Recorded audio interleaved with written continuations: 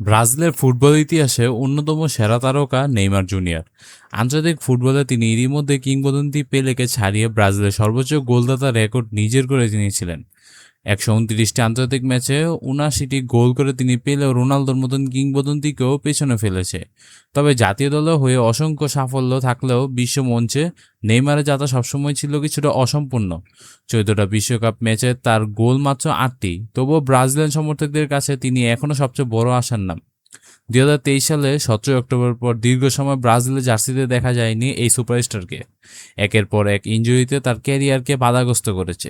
সর্বশেষ ১৭তে মে সান্তোসের হয়ে খেলতে গিয়ে ডান পায়ের কাফ মাসলে চোট পান তিনি। মাত্র ২ মিলিমিটার ফোলাভাব হলেও তিনি পুরোপুরি সুস্থ হতে তাকে অপেক্ষা করতে হয় প্রায় ৩৮ দিন। এই চোটের কারণে বিশ্বকাপের প্রথম ২ ম্যাচ মোরক্কো হাইতির বিপক্ষে খেলতে পারেননি নেইমার। শুধু মাঠের বাইরে নয়, বেঞ্চে বসতে পারেননি ব্রাজিলের ১০ নম্বর জার্সিতে এই তারকা। কিন্তু গ্রুপ পর্বে শেষ ম্যাচে স্কটল্যান্ডের বিপক্ষে বদলে যায় দৃশ্যপট। মিয়ামি স্টেডিয়ামে নেইমারের উপস্থিতি যেন নতুন প্রাণ এনে দেয় ব্রাজিলের সমর্থকদের মধ্যে।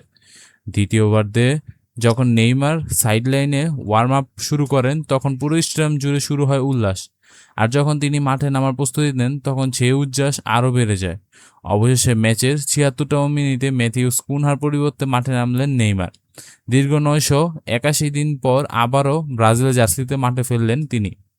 মুহূর্তটা ছিল আবেগের ভরা, শুধু নেইমারের জন্য নয়, কোটি কোটি ব্রাজিলিয়ান সমর্থকদের জন্য। ম্যাচে তিনি ছিলেন প্রায় ২০ মিনিট। সময়টা খুব বেশি না হলেও নিজেদের উপস্থিতি জানান দিতে ভুল করেননি।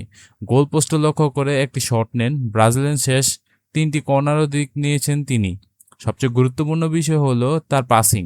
১৩টি পাসের মধ্যে ৯২.৩% ছিল নিখুঁত। দীর্ঘ বিরতির পর মাঠে ফিরে এমন পারফরম্যান্স প্রমাণ করে যে নেইমার এখনও ব্রাজিল দলের জন্য অত্যন্ত গুরুত্বপূর্ণ অস্ত্র। তবে প্রশ্ন উঠেছে, নকআউট পর্বে কি প্রথম একাদশে জায়গা পাবেন নেইমার?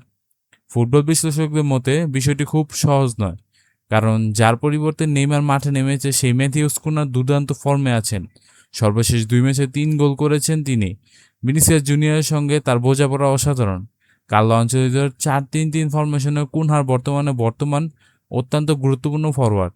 তাই নকআউট পর্বের শুরু থেকেই নেইমারকে মাঠে দেখা যাবে কি না তা নিয়ে রয়েছে যথেষ্ট সংশয়।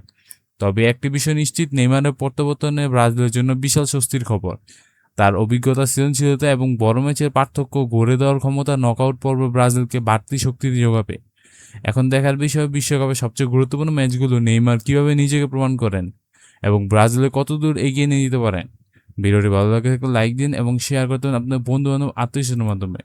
এই ছিল ভিডিওটি। দেখা হবে নতুন কোনো এক ভিডিওতে এবং নতুন এক টপিকে। সে পর্যন্ত ভালো থাকবেন। দেখা হবে। আল্লাহ হাফেজ।